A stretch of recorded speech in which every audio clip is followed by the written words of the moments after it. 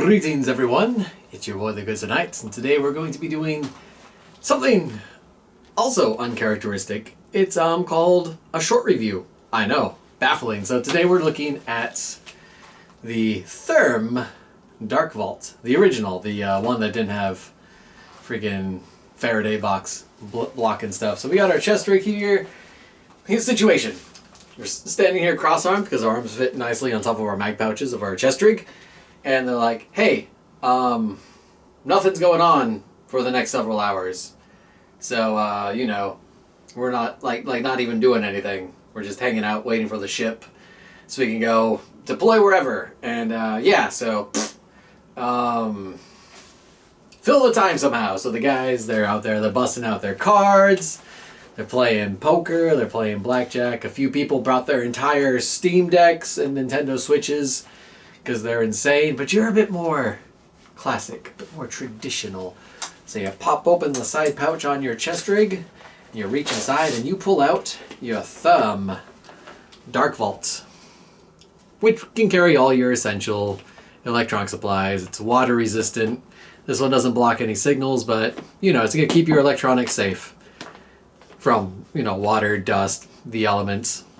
You've got these little holes here on both sides you can use to basically lock this up, make sure it can't be removed from your MOLLE mounting system back here, which can also be detached if you're so inclined. You can weave this in through your MOLLE, mount it on your pack. This top one pops up and forward and that opens the whole thing up. And then you've got this adjuster here that you can use to tighten and loosen the overall tension, determine how difficult or easy it is to open. If you want to fall forward, if you want to mount up on your chest so you can have it just pop open as a little nav board. I don't have it set up like that here, and I don't have it set up on my chest rig because on the chest rig, through the overall design of the Cry AVS, this just sits right on top of the mag pouch, and then it's a pain to get mags out, and I want to have access to my mags.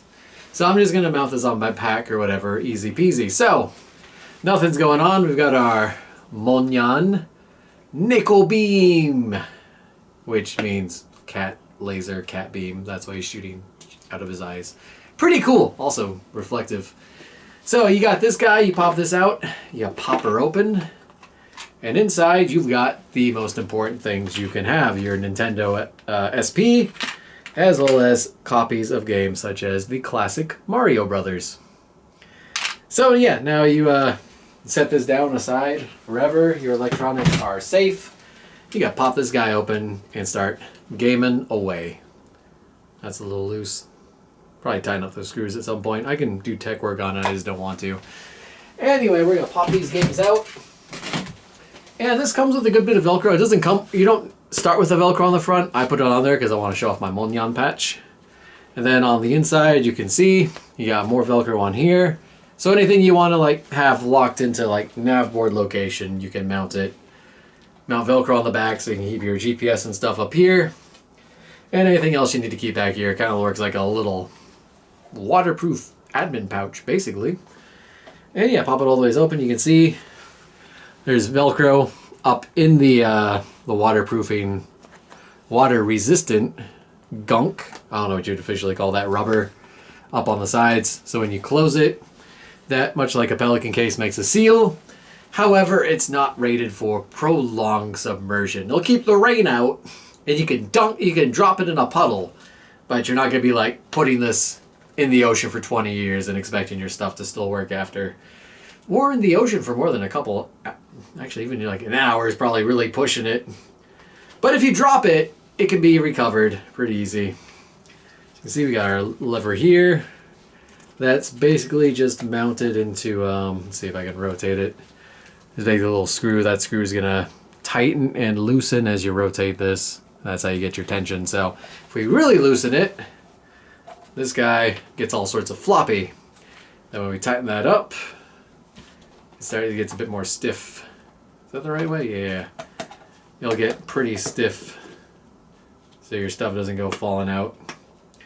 And yeah, that's pretty much all there is to it. It's a very simple, straightforward thing. So you can put your electronics in here. You can put your weather meters, your freaking ballistic calculators, normal calculators. Pretty much anything electronic of high value can be set in here, closed, potentially even locked away, so to help keep adversaries and people who are interested in stealthily taking equipment to alternate locations can't do that to your stuff. So that's all I got for today's review. It was a nice, short, simple, sweet one. Doesn't mount on the AVS, sadly. Could probably mount it on all sorts of other things, or just even mount it on your assault pack. So you have access to it. And if you put any sort of like locking system, only you will have access to it. And it won't mysteriously grow legs and walk off. Cheers everyone, stay shield first. I'll catch you all in the next one. Bye bye.